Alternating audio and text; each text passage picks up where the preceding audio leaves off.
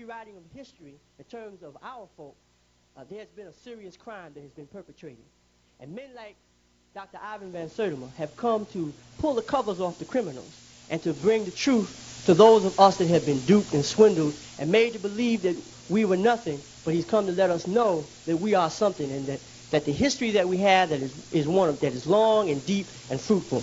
And so I think that you're going to be pleased in what he has to say this evening. I know that when you walk out of here, you'll walk out of here fed and satisfied with what you've heard. So it is with great pleasure and pride that I present to you Dr. Ivan van Sertima.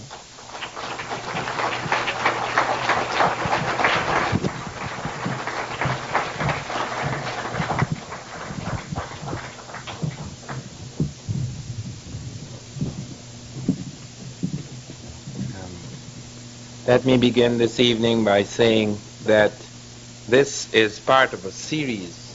It is very important to realize that Africa is an exploded star, a shattered diamond, and that its pieces have to be followed in all the continents. You cannot have a sense of what was essentially African just by going into Africa. You have to look into Europe, into Asia, into America. I have been associated for a long time with the American thesis, the establishment of an African presence in early America. But that is just a part, is just one part of the whole story. What we are trying to achieve is a synthesis of the African presence all over the world. The African presence in Europe, which I'm dealing with tonight, is tremendously important, just as important as the African presence in early America. Because it really begins at the very beginning. Because there are no Europeans on this planet until about 55 to 50,000 years ago, whereas there are Africans going back 3 million years. Now, in February of this year, I sat on a panel with Alex Haley and Donald Johanson. Johanson is the man who discovered the first human being on Earth. You have all heard of Lucy. Lucy goes back 3.5 million years. But Lucy, found in Ethiopia, is not really a complete human being. It's what is known as a hominid, but it does not have the brain size of modern man. Okay, so the mere fact that man was born in Africa is in itself not important. I want you to note that. What we have discovered over the last 5 years is far more important. We have not simply discovered that man was born in Africa. What has been discovered recently is that the last man was born in Africa, and that all human beings now on this earth are anatomically African. In other words, the brain and organism that we all occupy is African, whatever the skin color, etc. This is something that is really very recent, because it was argued when I was going to university. Even though it was accepted that man was born in Africa, the argument went, man was born in Africa, and man then moved out into Europe and Asia and developed into proper man, complete man. Okay, and those benighted half human types that remained in Africa, they remained at a low level, not far removed from the low level at which they entered Europe and Asia. And then the bright ones, the complete ones, the proper ones, they then went back to Africa and gave them scraps of their civilization. This is really seriously believed. Make no mistake about it. And for the discoveries of the last few years to have made an impact is only possible because of the fact that it is coming from the very best universities. One of them, Oxford, which is an extremely conservative university, is the first to come out to announce, after study of mitochondrial DNA, the first to announce that there is no doubt that the founding population of the modern world was African. That is very important, because man being born in Africa is not the same thing. Because man could have been born in Africa, and it was argued he went out into Europe at a low-level stage, which he did, Homo erectus, not a proper, complete man, and then came Neanderthal man, and then came Grimaldi man. But what they find is that all of these stages of man are African. Every one. Africa is the only place that has the complete sequence of all the stages of man. So it is not only the first incomplete or extremely primitive, low-level brain man that is born there, but the highest form of man, modern man, was born there. So you see all the stages. The first three stages died out. The last three stages moved into Europe, Asia, and the rest of Africa. And then they died out until eventually Africa produced the complete man, which is the man we have today, modern man. They find that man in Africa about 100 to 140,000 years ago. So even though we found Lucy 3.5 million years ago, Lucy is not modern man. Okay, modern man only goes back about 140,000. Some people put it at 200,000. What has also been established by Rebecca Kahn is that all the creatures now on this planet can be traced to one black woman who lived about 150,000 years ago. They have been able to do this with great precision because the instruments we have now, the way we can go into the blood and find out the history of man, we know that only the black has all the genes. So they can find out at what point you have these variations and mutations. Now, how did it happen? In the sense that how did the Europeans happen? How did they come into being? The African, as I say, occupied Europe. There are no Europeans in Europe about 50 to 55,000 years ago. The African peoples the whole world. However, the final man, Grimaldi man, is caught in Europe. He's caught in a certain ice circle. There's a period known as the worm interstadial, and he's caught in the ice. There are parts of Europe that are covered by ice half a mile thick. The African in that area, wherever he produces the albino, and the African produces pink people, even without mixtures. The Africa produces a pink type occasionally.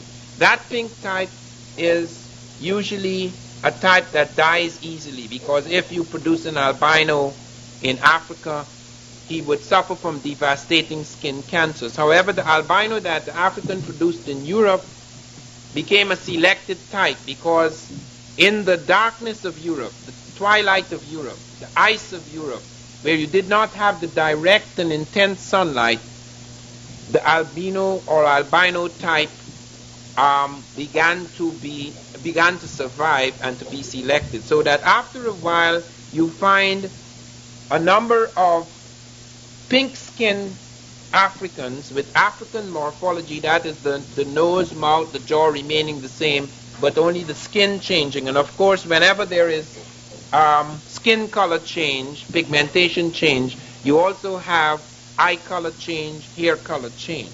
That change was necessary in some places because the ice made it impossible. The situation in ice Europe, not present Europe, not temperate zones, but the ice situation created a serious problem. It created a serious problem because pigmentation does not allow for all the light in twilight zones to come into the skin. Now sometimes this could be the vitamin D deficiency that may result can be remedied by fishing.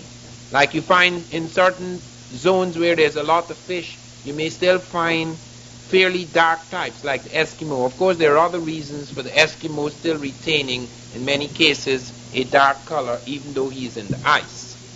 But you find these changes going on. And then you find in Asia, as the African moves into Asia, you find in some parts the epicantic fold, the fold coming across the eye, like in the Japanese, some of the Chinese, etc. Because this becomes necessary as you move against certain kinds of winds on the steppes. So man's morphology, that is, man's superficial face, has nothing to do with his brain or his internal organism. That is just a cover. In other words, man's cover varies, but man's internality, man's internal organism, his brain, does not vary. And that internal organism, that brain, and that thing that is covered by the skin is African, because all the stages were African.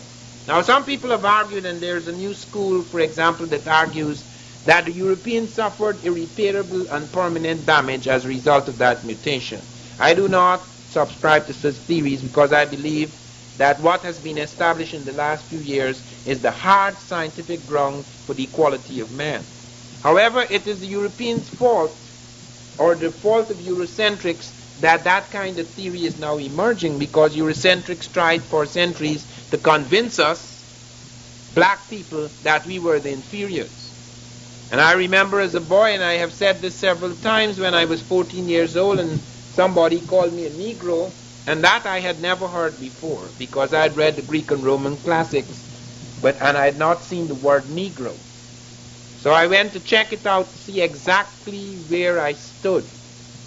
And I saw in the Encyclopedia Britannica in Georgetown, Guyana, that the Negro is the last person to appear on the earth. He's only 10,000 years old. So we are the young, unformed people.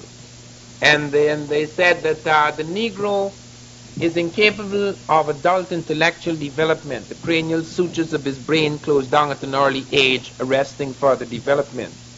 Now, I did not know that was written by South Africans. After all, it's quite natural, because most of the work done in archaeology was being done in Africa, and since it was being done by whites, it would be done by white Africans, which are mostly the South Africans. Then they tried to show that the brain of the Negro, the so-called Negro, is smaller than the European brain. And then after a while they discovered that the biggest brain in the world is the brain of the South African Bushman. Well, that was abandoned. Then there was an attempt to show that it is not the size of the brain, it's the convolutions in the brain, markings that come from the highly sophisticated activities of man. So there was an attempt to deal with that. And then we found that that was not valid, because, as Sheikh Anthony Diop showed, they were making selections. They would take the brains that they could play with, the brains of diseased Africans or Africans in prison, etc., and compare them with highly intellectual European types. As Diop said, if you were to compare my brain, then you would have a problem. Now all of that has gone under the carpet. People no longer argue like that. But yet I was very surprised. I was invited by the Archaeological Society of America. I will not tell you, it has many branches, and to save certain reputations, I shall not mention which branch invited me. But nevertheless, they invited me to dinner. And while we were at dinner, we were talking. And of course, they were trying to draw me out to see where I stood, whether I was dangerous to offer a speech to their society and so forth. Or at least trying to make me tame by giving me their food. Not realizing that when I'm well fed, I speak better. And when we were at table, this magazine had just come out, with the Jerry curls, Adam and Eve, etc., and their Jerry curls and their brown skins. And this very famous anthropologist said, when I pointed out that at least there is some kind of admission, but it doesn't go far enough, and he says, no, hold on a minute. Don't let us go with the fashion. It hasn't been proven beyond the shadow of a doubt that man was born in Africa, that the last man was born in Africa. There's still a possibility that he was born in Asia. And I put down my knife and fork, and I said, it's amazing to me that after all the work that has been done, we've gone through that for more than a generation, that we can still talk about man being born in Asia. Because everything shows that that is not so. You do not have that range of fossils, and you do not have the ages of fossils, and you do not have the stages of man in Asia. He got very upset, and you could see from the way he was moving his hands that he regretted that I was sitting at this table, but it was too late. And I got up there that night and I gave a speech, and they were rather disturbed. They thought I would keep quietly to dealing with the little breakthroughs Africans made in their own continent. They didn't think that I would deal with Europe and show the profound influence of Africa and Europe, because they want to keep that very pure. That is what this whole story is about. We have become the invisible man of history. Everybody else is visible and significant. We do not exist.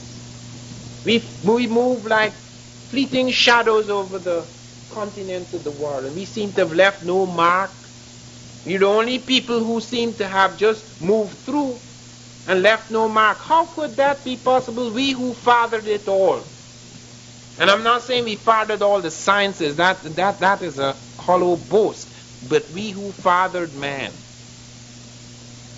How could we have passed over the whole world for all those many, many centuries and generations without having left a mark? How well has this been hidden? Because apart from the question of Grimaldi man given to Cro-Magnon man, the so-called Caucasoid type, a culture that Europe did not have. At the very beginning, the tools and weapons, even some early musical instruments were left in Europe. Art too, a certain kind of art where you could look on the caves of Europe at a certain period and find that the women are identical with the women in southern Africa, because Europeans had not yet appeared. I mean, what we call the European today. But let us look at civilization now. Let us look closely at the record of the impact of Africa and its presences in Europe.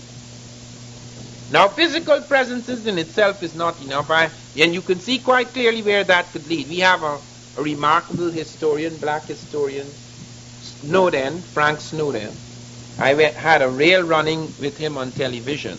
I have quieted him for a while, because he comes out with this television program in which he says there are no blacks of any dominance in Egypt. The Egyptians are not black. They're not of the black variety. There are no figures of any dominance until you get to the 25th dynasty. The old story. Now here is a man.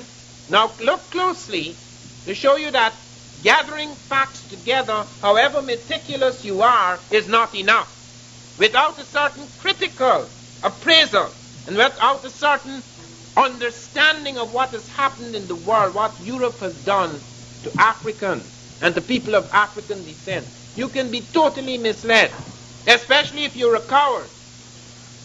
Because all Snowden has done, remarkable though his work is, meticulous though it is to show that we have been there. We were in Europe.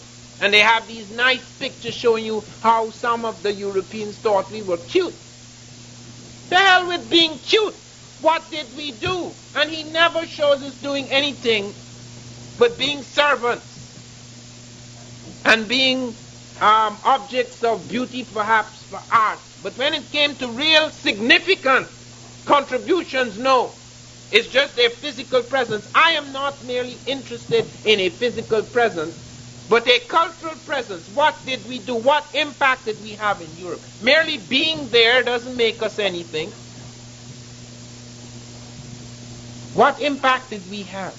We had a profound impact. When the Europeans first attacked Africa, and I'm not talking about the latest slave trade period, when the great Europeans, which were then the Greeks, who came much later, who got their thing together much later than the Egyptians, when they walked into Africa and walked into Egypt, they were absolutely stunned. Egypt is not something that you could say, oh, but it happened in Egypt. Like some isolate. It wasn't an isolate. Egypt was the flower of Africa. There were all sorts of strands and threads moving over many, many centuries. We have found some of the hieroglyphs now in West Africa. We have found ritual practices among the Yoruba and the Dogon, which are Egyptian. Not because the Egyptians brought it, but because it was there before it went up to the Egyptians. In other words, Egypt was a child of Africa. It's not the father, it was the child. That is why the word Africa actually comes from Afro-Ika, an Egyptian word that means birthplace. They look back to the south. Even the word for south, Kenti, It doesn't just mean the south, it means the first. It means the beginning also. They look back to Africa, back to the heartland, the continental heartland, as the source of their ritual, the source of their concepts of religion, the source of their techno-complex or science, the source of their main ideas. And what we found in 1962 is very important. We found a pharaonic dynasty, first in Nubia, which is indisputably African. It is first found there in the dawn, not in the evening, in the dawn.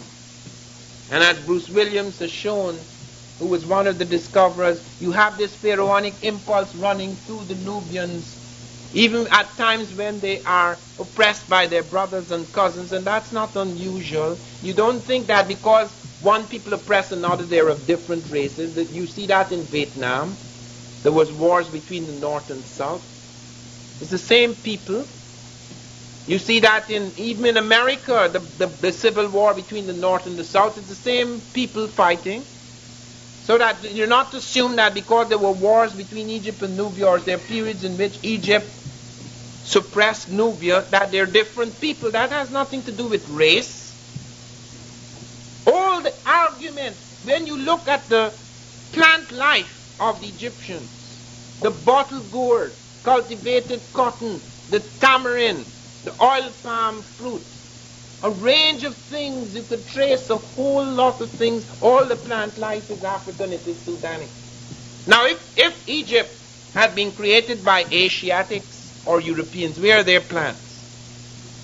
In that early period, where are their plants? The language which was in question for so long has been established by Diop through thousands of interconnections to be an African language. The iconography, you go back to those early kings, to Narmer, the first king of Egypt. You go back to people in the 11th and 12th dynasties. You go back to the people in the first great kingdoms. The faces are clearly African, not like the people in Egypt today. Those are not Egyptians. Okay, you have to make those distinctions. There are some Africans in Egypt, but Arab is not an African. There are some Arabs who are African because Arab is not a race. But the Arab Republic of Egypt is not an African republic. Make that quite clear, because when Diop was fighting in UNESCO, the people who hurt him most and who objected most to being called black were the Egyptians, because they had nothing to do with it. The Arabs came into Egypt in 638 AD. That is thousands of years after Egyptian civilization. They had nothing to do with it. That Arab, the Arabian type that is, had nothing to do with establishing Egyptian civilization. It's just like America. There are no Native Americans in this room. And if you go into other white institutions, there are no Native Americans. There are modern people who have migrated to this country, whether by force, as most of us have, or by invading the country. Likewise in Egypt, its culture has been changed. It's speaking another language. When you go and you look at those incredible monuments, they have nothing to do with the people walking around there. They don't even know what it means. They don't even know how to deal with it. My wife and I were in Egypt this summer, and we were photographing the wigs because we discovered that the two major clues to establish the blackness of the early Egyptians is skin and hair. Skin, lucky, because they're the only people who preserved their skin.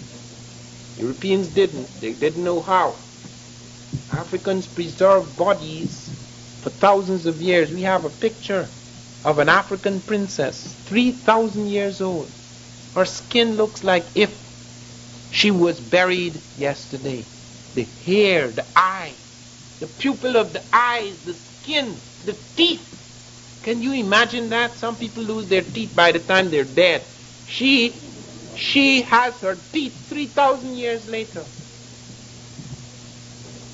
We're not dealing with ordinary people. This was the period in the world when blacks had a chance to sit down and do some thinking.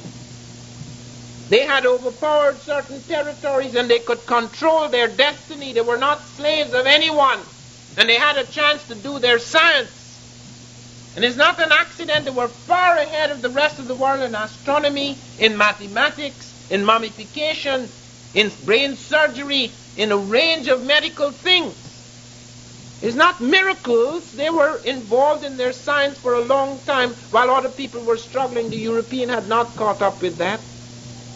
So that when the first European entered Africa and touched Egypt, when the Greek touched the Egyptian, they did not treat them with contempt. I want you to note that. It's not automatic about white and black being enemies. The whites were stunned by the achievements of the blacks. And they were not only stunned, they stood in awe, so that even though they had defeated the armies which had been taxed by battles with the Asiatics and battles with all sorts of people, the Persians and so forth, when they came in and they overpowered them, they bowed down before their God. They took the black man Imhotep and worshipped him as a god. Many black women became goddesses for the whites. Isis, who was the goddess, who was the female representation of God, she was worshipped throughout Europe, a black woman. They didn't think any woman of their race had that nobility. Artemis became the goddess of chastity. Minerva became the goddess of wisdom. These are black women. Circe in the Odyssey, a black woman. Andromeda, who helped Jason win the Golden Fleece, who married Perseus, the great Greek hero. That's a black woman. It's whitewashed afterwards on the vases, but you could see in the black women in the antiquity book, you could see what it looked like originally. And Isis became the prototype of all the great Madonnas of Europe. And even when they were broken, some of them were remade with European faces, but with the black ritual color. So it went right through. Everything was affected. They couldn't understand how the Egyptians had written such advanced medical texts. You know, the Egyptians had already done a major work on the pulse. You know, the Greeks, the Europeans, only came to terms with that advance in the pulse 1,000 years later.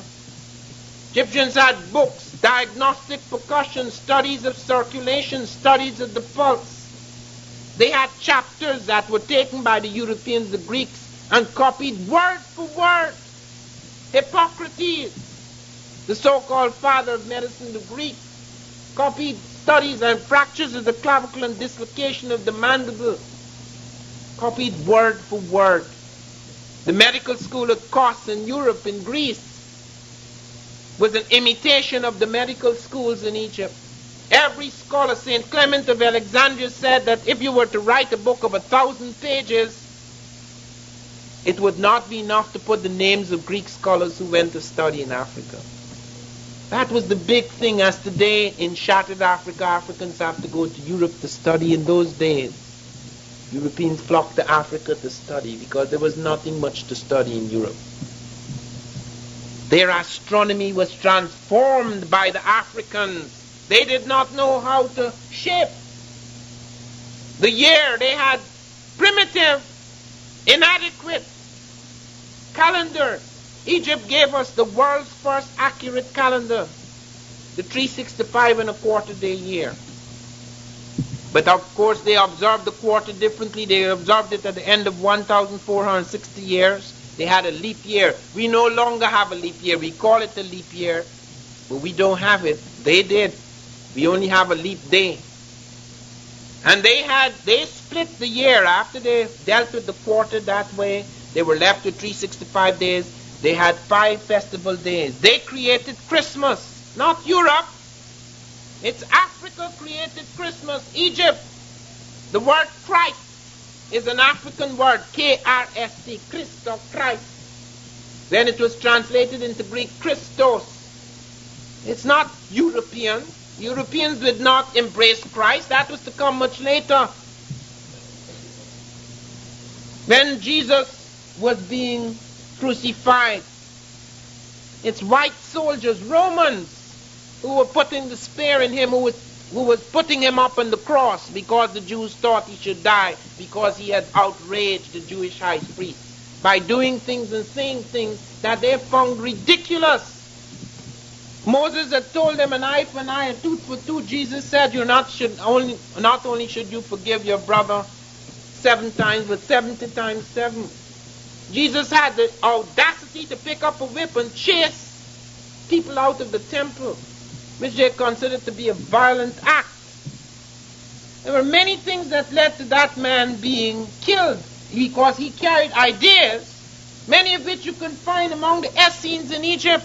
There are several books written by Jews that make Christ out to be an Essene. He was profoundly affected by the Egyptians because he spent his boyhood in Egypt. He was smuggled into a village called Marathea near Heliopolis. He spent his boyhood in Egypt. When you first see him in the Bible, when you first see him in the books by his disciples, they're first aware of him at the age of 12 when he's talking to the doctors. Egyptian doctors, what doctors do you think they are? And then he disappears. People put him all over the place, but we don't know for sure what he did before he went back. But it is said in the Bible, in Hosea, out of Egypt shall I call my son. He goes back now out of Egypt back into Palestine to conduct his ministry. Now many of us have become disillusioned with Christianity because we mix up the baby with the bath water. We think that because Christians have behaved in the most abominable manner as they have, that has anything to do with Jesus the Christ, or it has to do with the essential Christianity. Because some Muslims behave abominably, that has to do with Muhammad. It has nothing to do with that.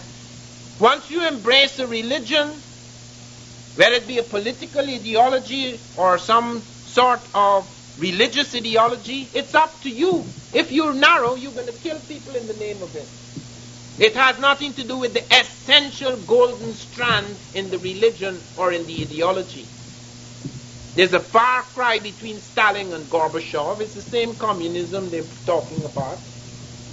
There's a far cry between Muhammad and some of these people who call themselves Muslims. There's a far cry between Jesus the Christ and some of these people who call themselves Christians, who in the name of Jesus practically enslaved half the world.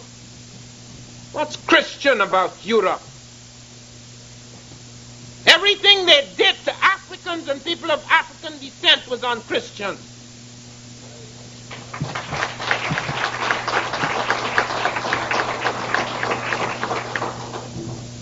It is true that the image of Christ, that marvelous individual who could make his light shine, the individual beauty and power that could make his light shine against the overpowering darkness of the world. That was something that was to bring tremendous inspiration later on to many Europeans. But note, even at the time of the conversion, who do you think was the Pope? When Constantine, the Roman emperor, was converted, the Pope was a black man. You will see his picture in the slides. Miltiades, the black Pope of Rome. Or rather the black Christian Pope, because Rome later became the seat of the papacy. But the black Pope was a black man, Miltiades, 312 to 314 AD. All these things were carried into Europe. The basic idea, because the Africans very early, even going back to Tasseti before Egypt, they saw Horus as a Christ figure. Their concept of the Christ was already there long before Jesus was born. You could see it on their temples. We saw that, and it's almost broken and shattered, but it was drawn for us by one of the Egyptian guides, showing the resurrection, showing the angel coming to announce the birth of the child, showing the virgin birth. All those ideas already on Egyptian temples at Luxor, long before Jesus the Christ appeared on the earth. Those ideas, those concepts were there. They were to profoundly affect the world. They're not European things. And when you look at the science, that in particular, it is amazing, not only the medicine, but look at the calendar, look at the mathematics. Geometry was developed by the Africans along the Nile. They had to deal with complex problems because of the fluctuations of the Nile. They developed geometry. The Greeks and Romans had arithmetic, but they didn't have geometry, that more complex kind of mathematics. That came out of the Nile Valley. And a range of other things. And the Greeks admitted it. They admitted it. Now Martin Bernal brings out his book, Black Athena. And because he's white, and I'm not saying because Martin Bernal is a very good friend of mine, but I'm just trying to show you the state of mind that exists in this country, that we were saying that, the op was saying that, and nobody was paying attention, but now a white scholar says it. It's a big thing. It's like a sudden discovery. It has validity. Black Athena shows you clearly how 200, 300 years ago, it was accepted what the Greeks had said. These are black people of woolly hair, and they gave us this and that and so forth. That was known as the ancient model. No, they changed it to the Aryan model. The Germans in particular, trying to show that Egypt is a Semitic language or so Indo-Aryan elements and all sorts of things like that, and how the Greeks exaggerated their debt to the Egyptians. Because even in spite of all their attempts to say that there was nothing black about the Egyptians, they were at least aware there was some black in them. It made them uncomfortable. And therefore there was a long effort, especially after slavery. How can we, as Christians, enslave people who once taught us so much and telling us about how these inferior people and how we're giving them this and giving them that, when if you really studied history objectively, you would find they gave us a great deal. That couldn't be tolerated. You couldn't sleep at night with a Christian conscience thinking that you were enslaving people who were equal in any real sense. They had to be unequal. They had to be inferior. Therefore, they had to be excluded from everything that was of significance. Even when it was found in the heart of Africa, among African people, something could not be accepted. When they found the ruins of Monomotapa, everybody said it was an African kingdom. Everybody said this was an African center in southern Africa. It's 800 years old. But when they saw the building and the marvelous conical tower, and these guys putting together stone in a manner in which it was never put together in Europe, well, it couldn't be by Africans, naturally not. It's the Portuguese built it, it's the Chinese built it, it's the Phoenicians built it, it's the Arabs built it, not Africans. Wherever they found something, if they found the sophisticated plant, the cultivated plant, somebody brought it.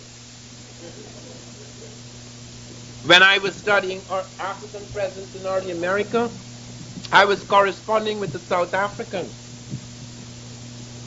He didn't know I was black, because my name Van Sertima, it sounds like a Boer name, it's a Dutch name. Okay, my ancestors were the slaves of the Dutch, because my country was once owned by the Dutch.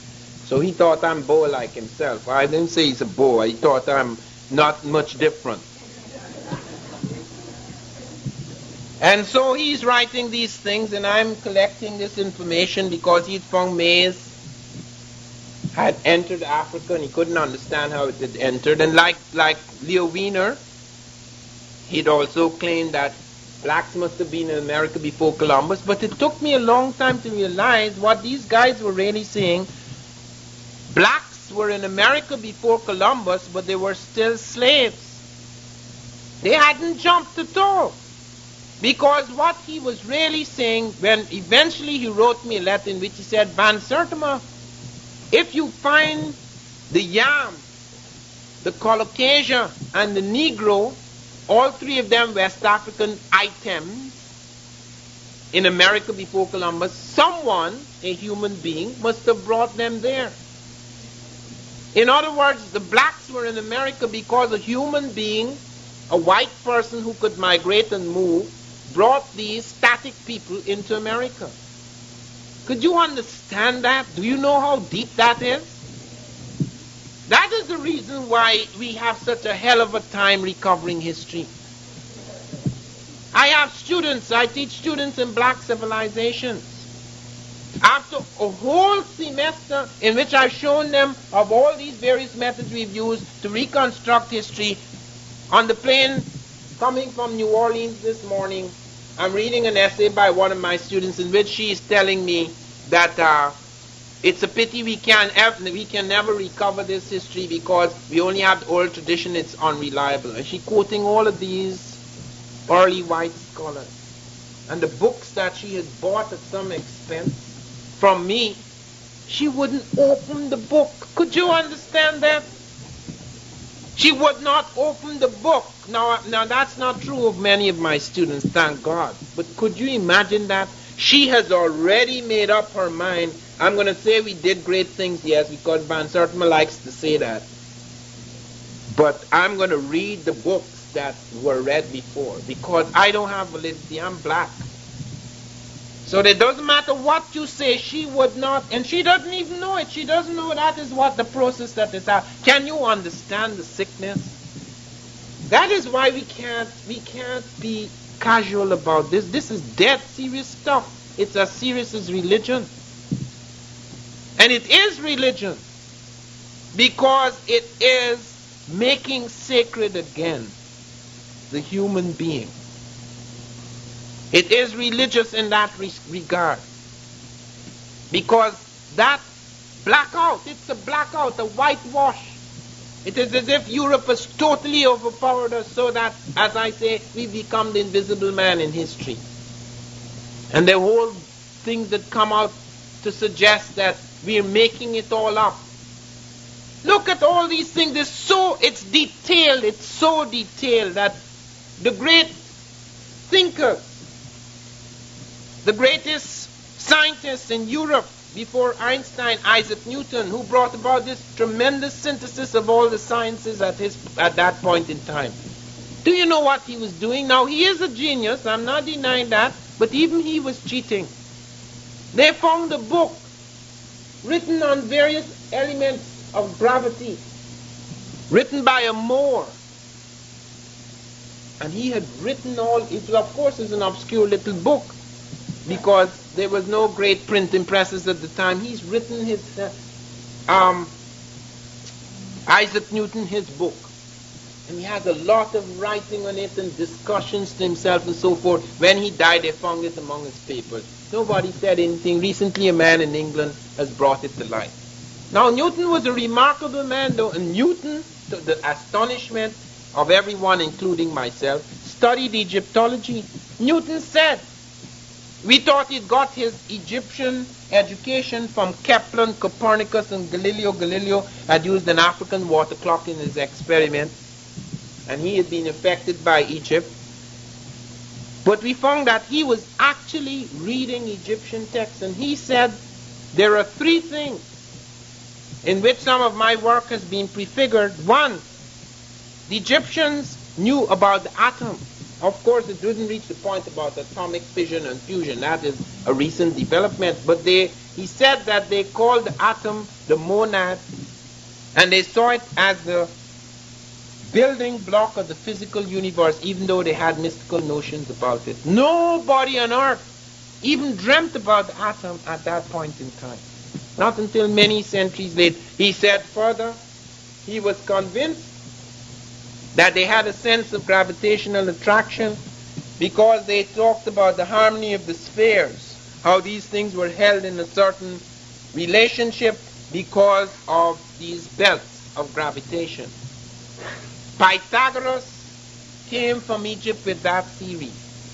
He'd been there, according to Newton, 22 years. I thought it was 7. This is his own brother, scientist. 22 years he spent in Egypt. And then he said that the Egyptians had a heliocentric theory of the solar system. That is, they knew that the sun was the center and the bodies revolved around the sun. That is why they were able to make such accurate calendars. Do you know in Europe they did not know that? It took a long time before Europe even knew that the earth was not flat. And they had people, intelligent scholars in Europe telling you that if the earth was wrong, you would fall off. And they would tell you that if the earth was wrong, then there would be people in Australia walking upside down. That was a big concept for them. These are, you see, now we are living on the European power, where the European media overwhelms us and all the books are European, so that we automatically assume, having been born in that prison, that mental prison, we automatically assume these people were on top of the world with all their tremendous intelligence and invention. That is not the case. And it doesn't just end with Egypt. There were other movements by Africans into Europe. Africans were not a static people. Not only had they been there migrating in the very first period, 3 African types migrated until finally the modern type,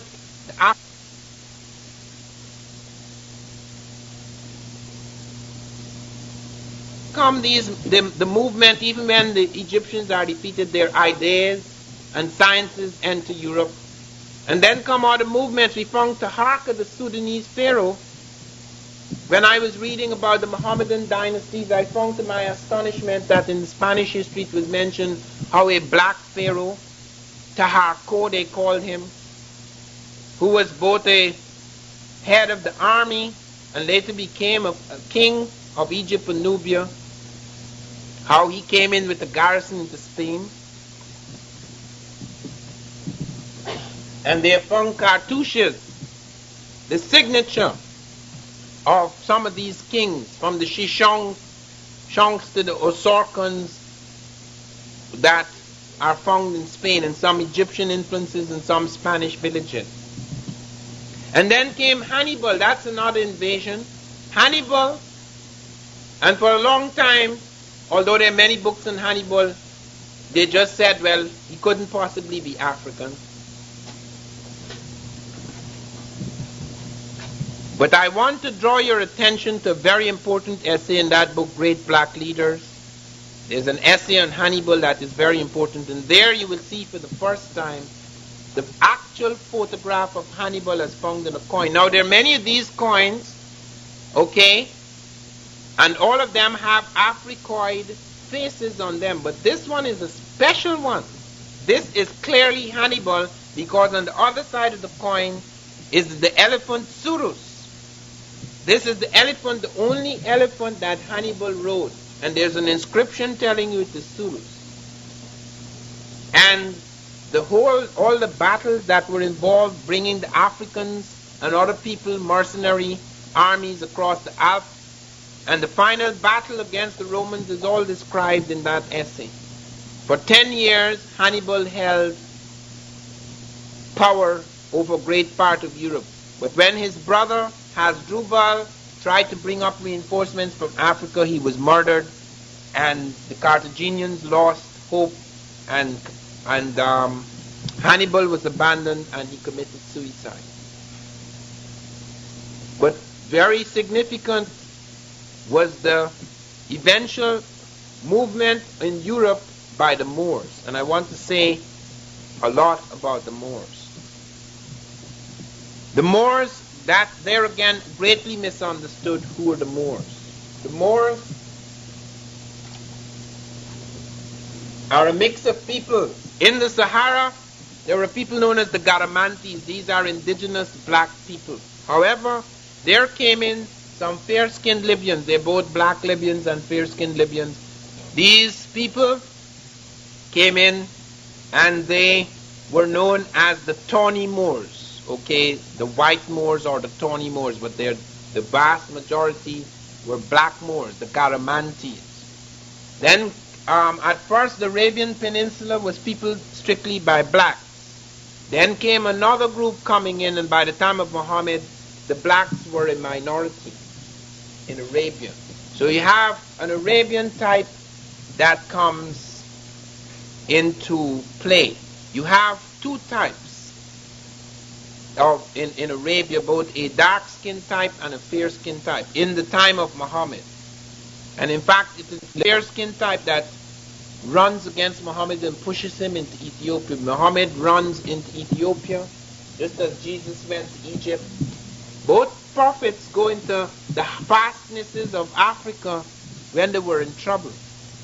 And you find Muhammad retreated into Ethiopia, he and his disciples, and eventually charged back again and conquered his enemies.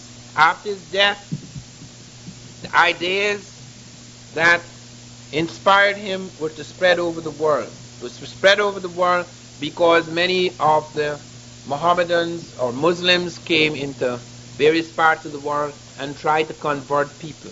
They went into India, they attacked India, they went even as far up as into China, they went into Africa, they intermarried with Africans, and eventually the major part of the story occurs around 711 AD when an African general, Tariq, is sent out across the Straits of Gibraltar with 7,000 troops. 6,700 of them are black Africans, 300 are other types, probably fair-skinned Arabian types. I use the word Arabian versus the word Arab because anyone can be an Arab, anyone speaking Arabic. They move up into Spain, they conquer Spain. Now, if you go to Spain, you're going to find the same problem that you find with the Egyptians. They don't want to hear anything about the Moors. They don't want to hear anything about the Moors. Because the Moors, as far as they were concerned, they don't seem to understand. They don't want to go and check out what actually these guys brought into them. They don't want to hear anything about it. Yet all of our pictures of these Moors are drawn by the Spanish. Because the Muslims forbade the creation of images. So when there's the surrender of the Moors, it's drawn by the Spanish. Black generals surrendering. Now, if they weren't in charge and they were not the Moors, how are they surrendering? It's like if the Russians come here and we're supposed to surrender. Who do you think is going to do the surrendering? Could we surrender this country to them? I mean, it's so absurd. I mean, when you see these black faces, it's amazing. It's like this book I read when I was studying the Moors. I read this book by this English woman. A big book. For 300 pages, the Moors are fair-skinned with straight noses and blue eyes.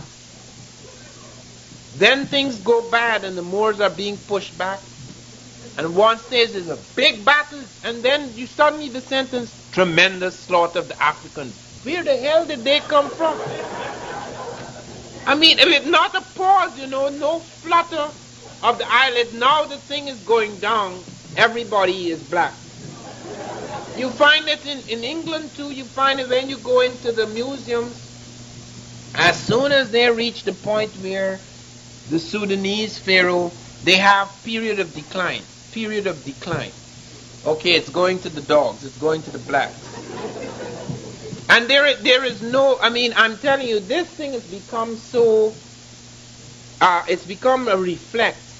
They don't even realize there's anything. I remember when I was in Guyana, my boss, one of my bosses was in charge of a certain section of information services. And then when I went to information services in England, there was this Englishman coming down the steps. He says, "I hear you from Guyana." I said, "Yes." He said, "Jusa, your boss, marvelous fellow, isn't he?" I said, "Yes." He said, "Jolly nigger, isn't he?" He didn't think, he was jolly nigger. What is mean to say, isn't he a marvelous chap? He's always laughing, as niggers do. He didn't see anything wrong in that, jolly nigger. And he's telling me that, and I said to him, perhaps he feared so. Because I can't say anything else, because I'd lose my job.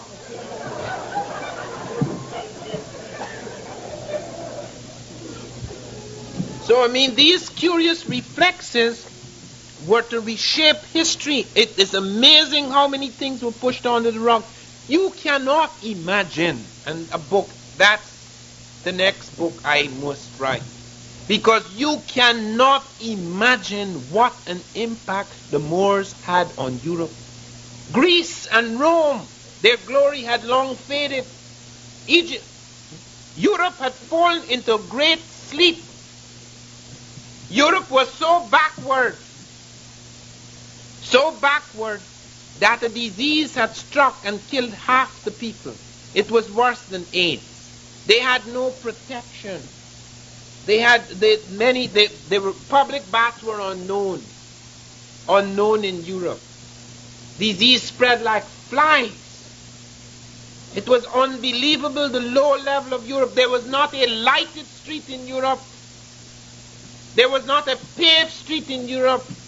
The kings in Europe lived in barns. Then came the Muslims.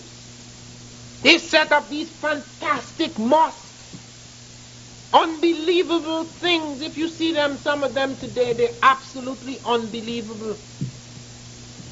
They introduced public baths, unknown in Europe. Public baths. They introduced public libraries. There were private libraries in Europe for the elite who read and wrote, the few who read and wrote. There were no public libraries for the people. Europe had 2 universities. The Muslims introduced 17 universities into Europe. Everything that could be found in the outer world, everything that could be brought in where the Moors had their courts in Morocco and in Europe was brought into the universities. Everything was translated into Arabic, which, by the way, was invented by Abul Aswan, an African. It's in the diaries of Ibn Khalikan, because that script was created at the time when Arabia was largely black. It was not largely black at the time of Muhammad. And there were major figures in the Muslim. The right-hand man of Muhammad was a black man, Bilal. Some people claim Muhammad was black. I don't think he was, because he wouldn't have found it necessary to tell the Arabs they are to respect blacks. They are to treat them as equals. He also said the same thing about women.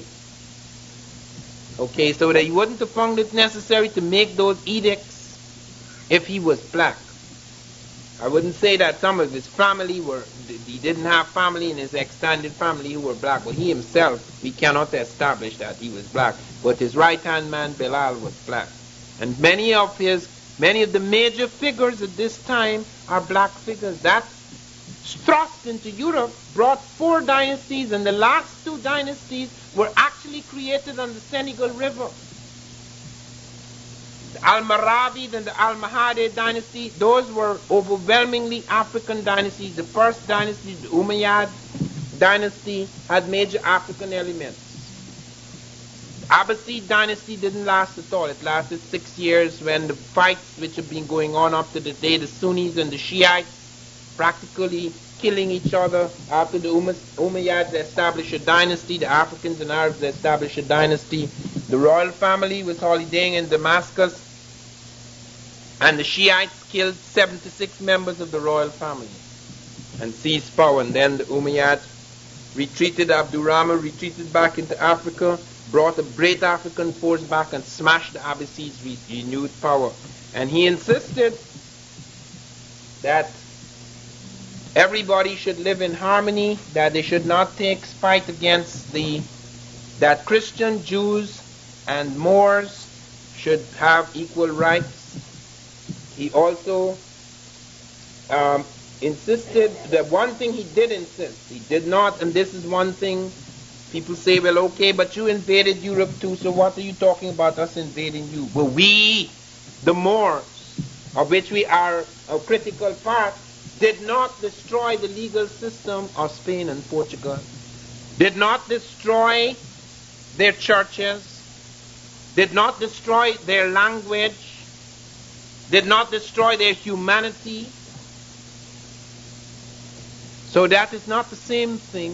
Invasion is something everybody expands and invades, but it's not natural to treat people like dogs, like chattel.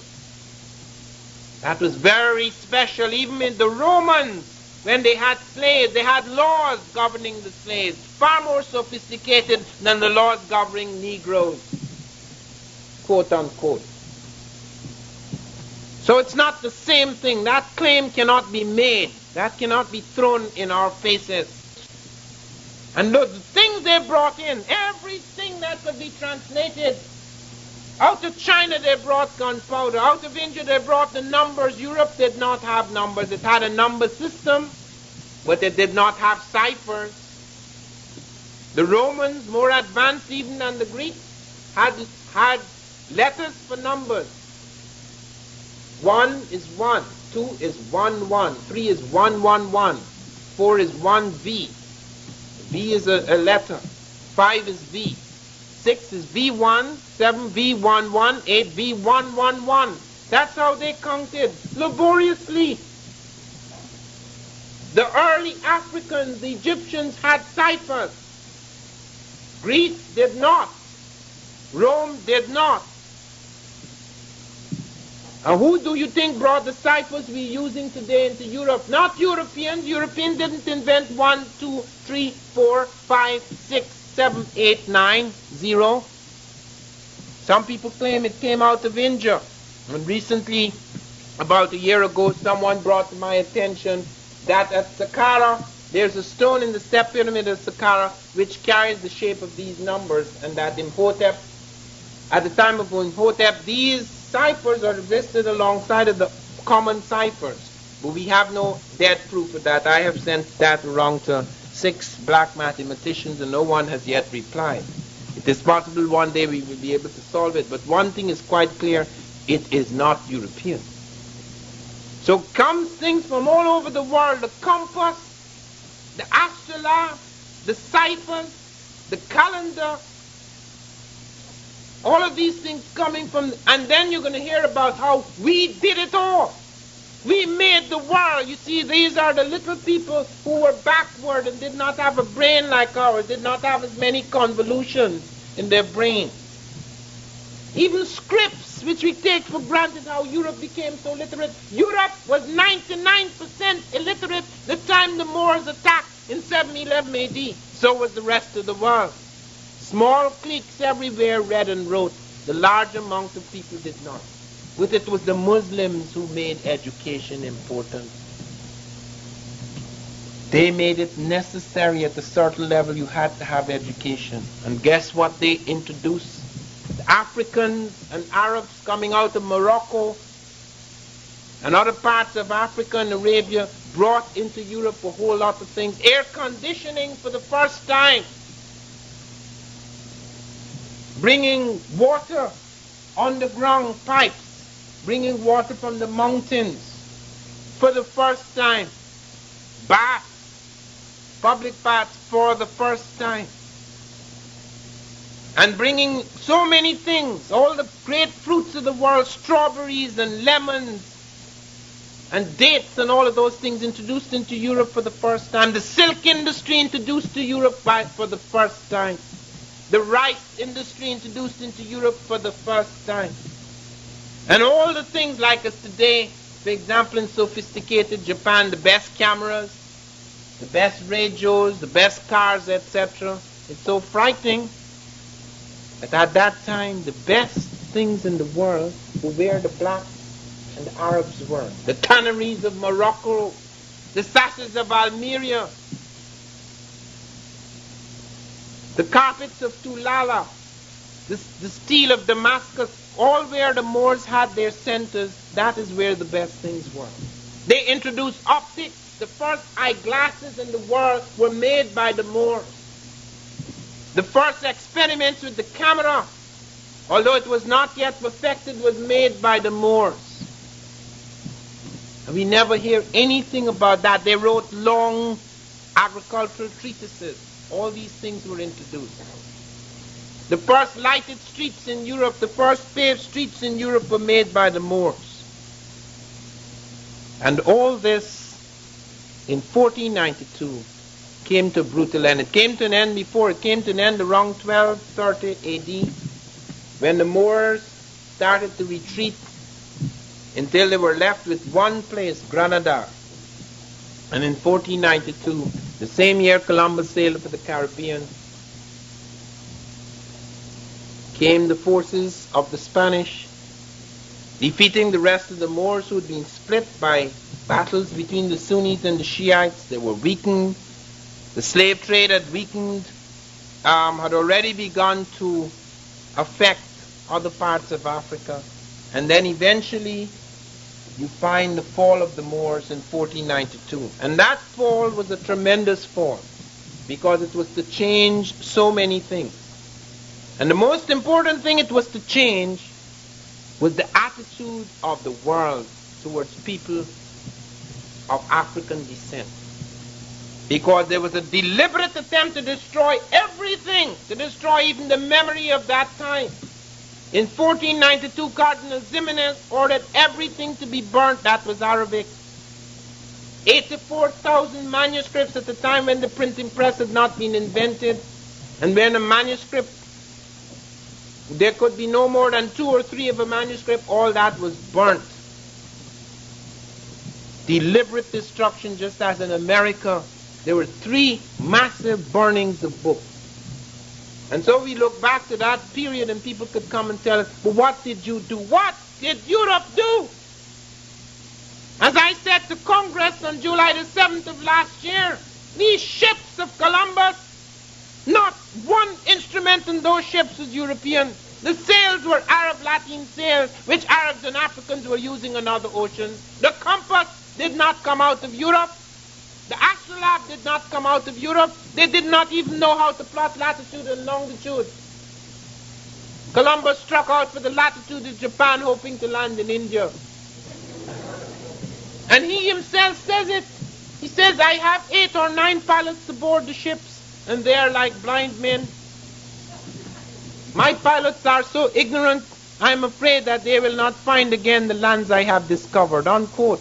This is Columbus himself, talking very honestly about the level, the sophisticated technological level they had reached. And their ships, those were no big ships, were vast ships that were put on the ocean. The Chinese report ships from Africa 2 centuries before Columbus coming with elephants. Can't take elephants to China in a dugout.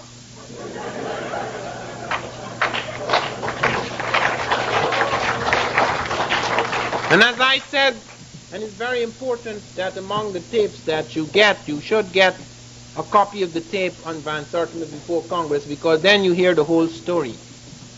You hear all the voices in the chamber, etc., because I did embarrass them. Because the chairman of the Overseas Congressional Committee, which is looking at the work of the Christopher Columbus Quincentenary Commission, and they're going to have this big hullabaloo in 1992. But they're not going to get away scot-free, because we're going to have our hullabaloo in 1992 as well. But they asked them, do you have any blacks on your commission? No. Any Native Americans? No. So how could it be an American celebration? Who are you celebrating?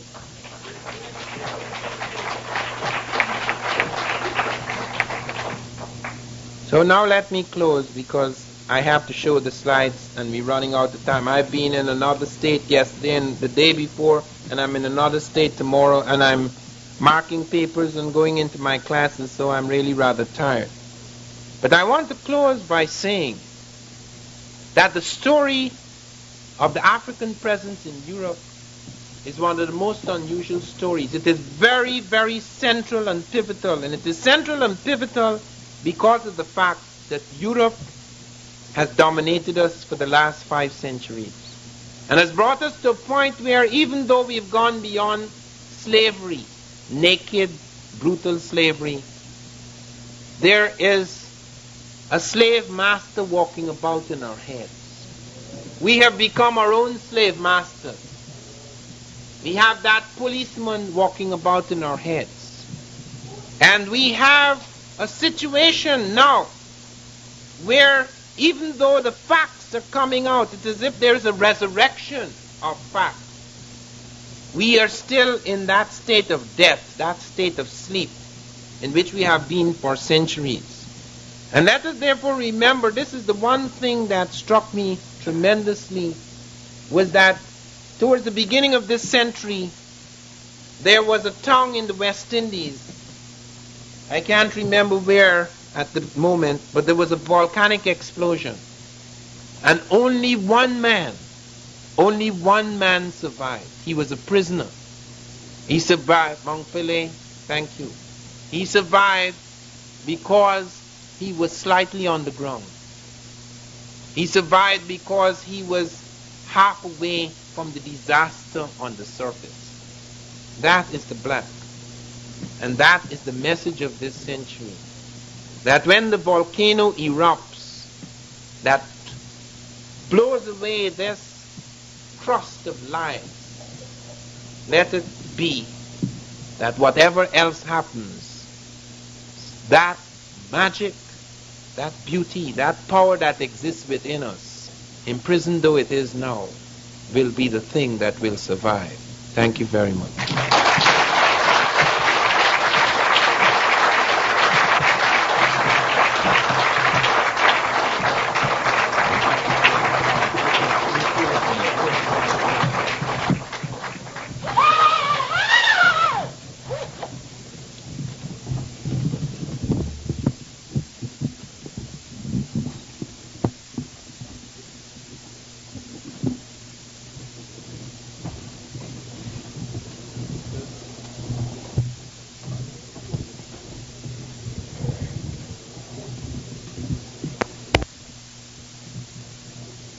Would you throw the lights, please?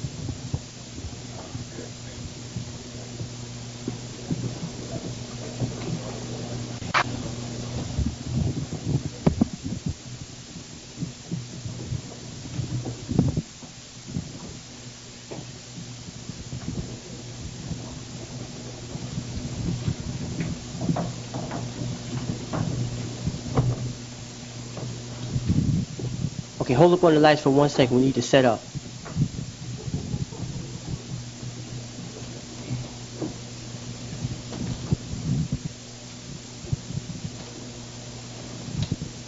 Okay. Brother Lee?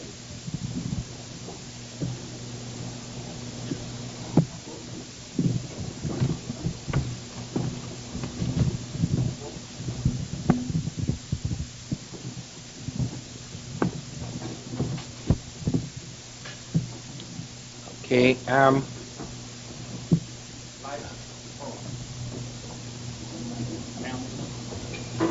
yes, now there are many sculptures found in the caves of Europe about 55,000 years ago. This is one of them,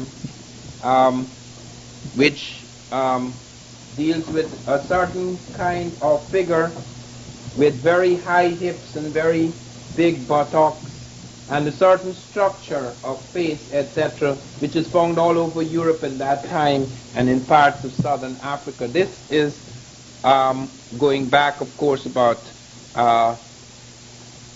55,000 years ago. Next. But coming now to deal with marks left by Africans in the civilizations of Europe, it seemed that not all the blacks disappeared. This is a black in Britain. This, you see the crown. This is in the royal annals of early Britain. When Britain was attacked by the Romans, it was recorded that in some places the people were black as Ethiopians, and they could not understand that. So that in certain parts of Europe, the black figure did not entirely disappear in the population. You have, for example, in some instances, like in Ireland, you have a battle between Black Sea rovers, the Fomorians with the Furburgs, and you have the capture of Tory Island, a big section of Ireland, by Africans. Okay, this is in Britain. Next. There you find, this is in the Royal Annals of Britain, the figure with the peculiar hair, very unlike the Anglo-Saxon hair, with features, etc., and crowns, etc. Next. This is a black knight being married to an Anglo-Saxon lady. This is also from British history. Next. This is in northern Europe now. This is among the Vikings. Next. This is one of the Danish warriors. Next. This is the Swedish warrior. I should mention that they found very tall, powerful blacks among the Vikings. The Vikings are white, but you have major black figures among the Vikings. Thorstein the hunter, and Thorhall. These are powerful black figures that appear among the Vikings. And Gormund, the king of Ireland, one of the kings of Ireland, was black. Next. This is in Crete now, which had a profound influence, Minoan Crete, which had a profound influence on Greece, apart from Egypt. And Schliemann and Evans, who excavated Crete, came to the conclusion that this was an African civilization, or largely African civilization. Here you see this goes back more than 3,000 years. You could see the drawings of blacks. Next. This is the war party. This is the navigation scene. Once again, look at the ships. This is more than 3,000 years ago. Look at the curve of the ships. Look, the people who are in the vessels, not just the rowers, but in the main vessel where the chief is. These are all blacks. Next. This is the stag hunt with the blacks again. Next. This is the army captain of the Cretans, black. Next. This is a priest, Pylos, in Crete, black. This is to have a profound influence on Greek civilization, not just the Egyptian. Next. This is the god Bes with African type features. Next. This is Isis and suckling Horus. This was to be the prototype of the Black Madonna, which was to be found all across Europe. Even the Roman Emperor Caligula, that lunatic, had a shrine to Isis. Next. This is Isis again, arms outstretched. Next. This is the Black Diana. This is found in Europe. Next. Here again you see the Black Madonna. Faces changing now, where the face is becoming a little more European, but the black thing is retained. Next. And the idea. Here one very striking. This is in Spain. This is the Black Madonna and Child. These served as images of Mary and Jesus for many centuries until the time of Michelangelo. Next. This is the Black Pope, Pope Miltiades. This is a portrait done more than 1,000 years ago. It's been removed from the church. The Vatican probably has it, the original. This is 311 to 314 AD. This is the time during which Constantine was converted. Next. There are 25 saints in the Roman Church which are black. This is one of the most famous, Saint Maurice. This was the patron saint of Germany and Austria until the time of Hitler, when he was removed. Next. Here is Saint Maurice, very famous saint of the Roman Catholic Church. Next. This is Saint Benedict the Moor. Next. These are now one or two blacks who became very famous and boasted about their black blood, mixed blood. Alexander Dumas and Alexander Dumas pair became a very famous swordsman and lover and writer in France. Next. This is a black community found in Russia. Russians do not understand how they got there. Okay, that was found about 50 years ago. Next. This is a boy who was adopted by the Russians, the Tsar of Russia, Peter the Great, who adopted a black boy and kept him in his court. He came to be known as Petrovich Hannibal. It's not to be confused with Hannibal the warrior. This is Petrovich Hannibal.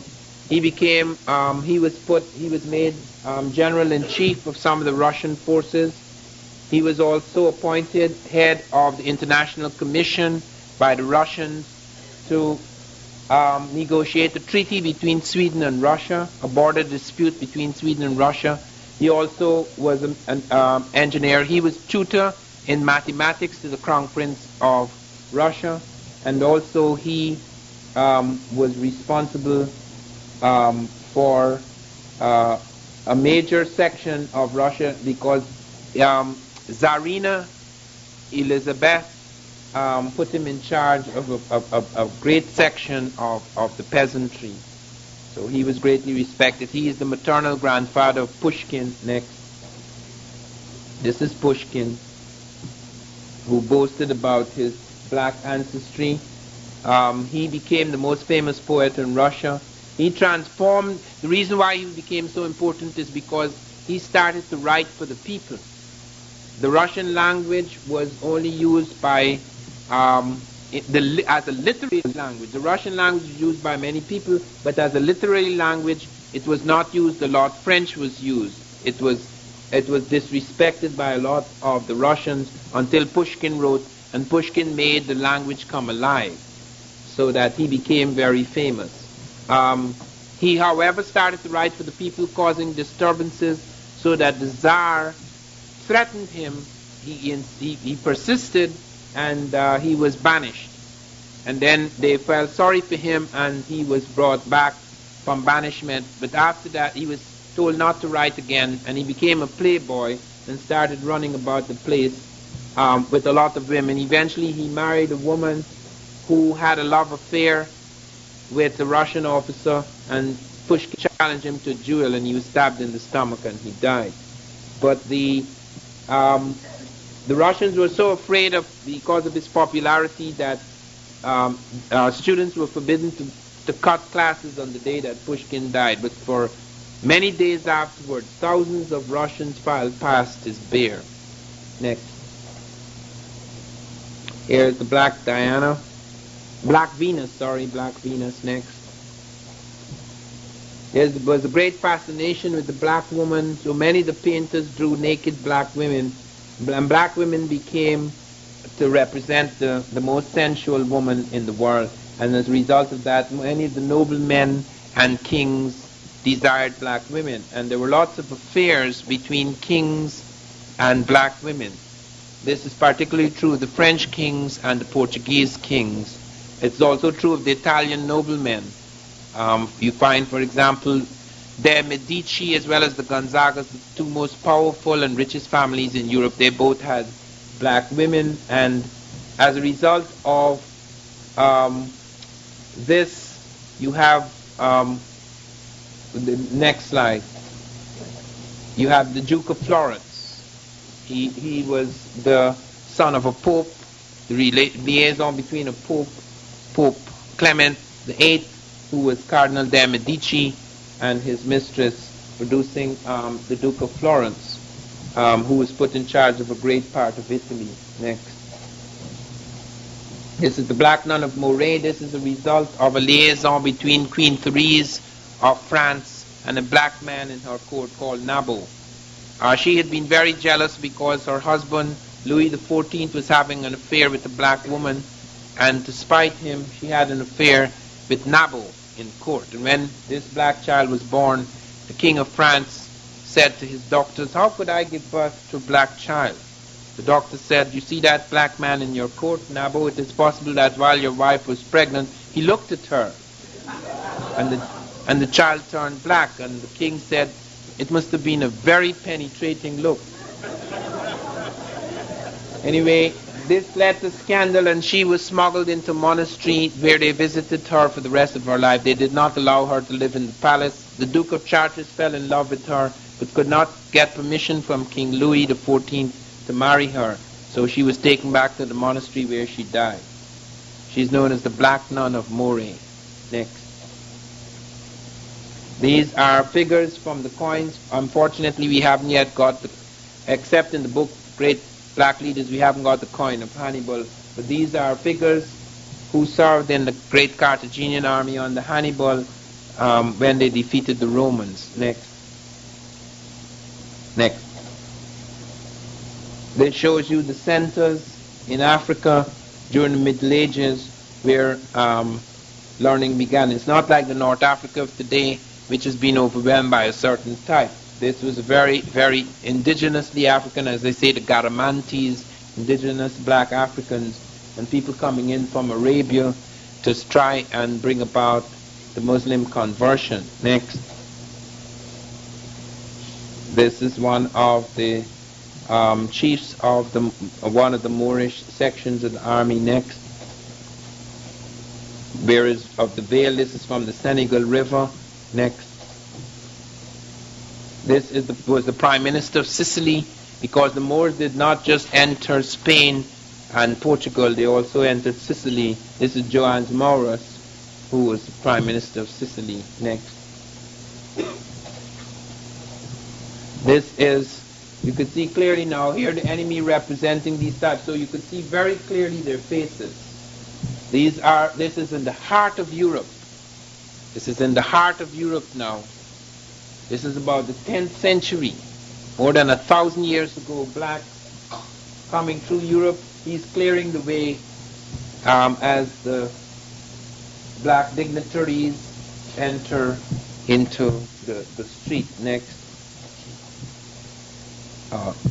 We have a problem there. We've gone back instead of forward. Yeah, okay. Now this is the circumcision ritual, again held in the heart of Spain, where the blacks are having a big festival in the heart of their dominions in Spain. Next. These are black noblemen playing chess in 12th century Spain. Here they are. Okay. Next. This is a black in Morocco. This is probably a painting, but this is more recent. Next. Now this is a very important document. Many Europeans had taken for granted after the slave trade that Africa was an empty wilderness, that they didn't have any great cities, etc. Leo Africanus wrote a book on the geography and history of Africa, a very famous book. Only a few people read it because not many people read it that time. But he drew maps showing how deeply studied with towns and cities was Africa before it broke up. It's a very important document. The man who read this book is Shakespeare. Shakespeare was extremely liberal for his time. Shakespeare, in fact, had a great love woman called Lucy Negro of Clerkenwell, to whom he wrote an ode. Shakespeare also read very closely about Africa from Leo Africanus, and actual sentences from Leo Africanus appear in Shakespeare's Othello, describing the nobility of many of the blacks in this area.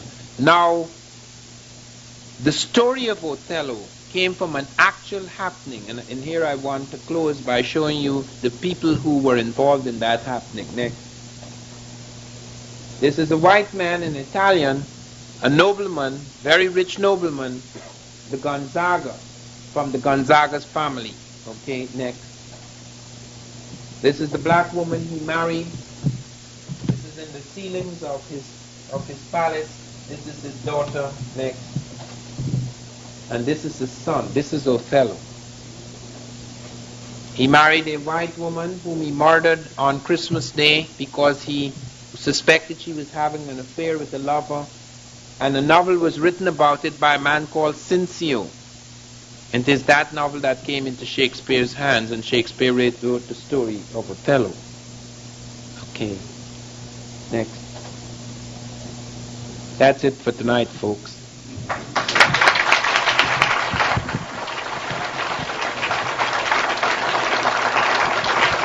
Dr. Ivan van Sertima. Come on, let's give him another warm round of applause. He was snapping pictures all over the place and taking all kind of photos. And he took a very important picture, a very nice picture. And it's something that we want to bestow on a special person. We're going to ask Sister Karen Daughtry